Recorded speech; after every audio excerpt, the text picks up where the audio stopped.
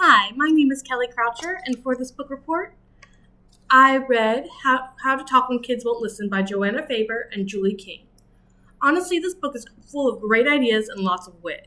It really helped me think about how to connect emotionally with kids, especially when they're acting out or misbehaving.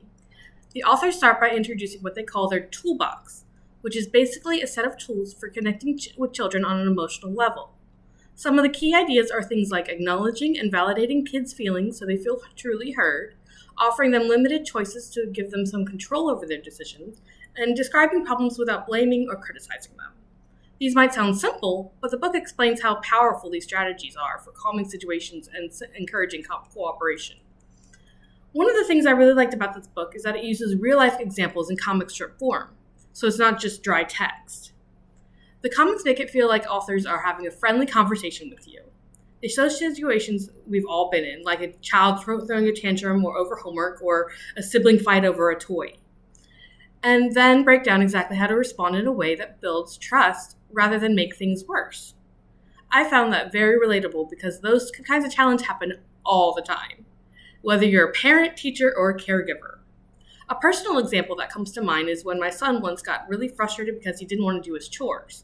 I used to get upset and just tell him to do it right away, which usually ended up in more arguing. After learning some of the techniques from this book, I tried something different. I acknowledged his feelings by saying, "I can see you're feeling upset about the chores." Then I gave him a choice between doing his chores before or after dinner. Surprisingly, this small change helped him calm down and actually do the chores without a fight.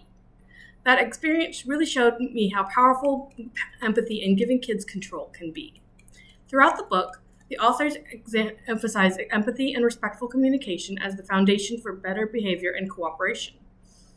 What stood out to me was how they encourage adults to stop trying to control children through punishment or yelling and instead focus on understanding what's going on underneath the behavior.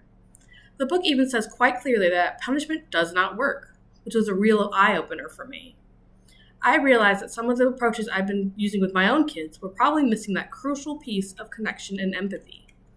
My biggest takeaway from this book is that punishment just isn't effective. I've relied on punishment with my children throughout their lives, thinking it would help them learn right from wrong. But I noticed that often they didn't really understand why they were being punished or what they were supposed to do differently next time.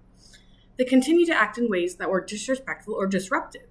After reading this book, I plan to apply what I've learned by showing more empathy and compassion for where my kids are emotionally and how they're feeling in the moment. This idea fits perfectly with what we've been learning in class about children's behavior, that to help children grow, we need to get down to their level and genuinely try to understand their feelings and perspectives. I describe this book as fun, easy to read, and very educational.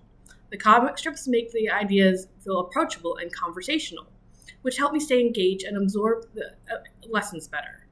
I would highly recommend this book to anyone who interacts with children in any capacity, whether you're a parent, teacher, or caregiver, or even a mentor, because it offers practical tools for building better communication and stronger, healthier relationships. It's a valuable resource in creating a positive environment instead of a negative environment, where children feel heard, respected, and supported. This is what every child deserves. Thank you.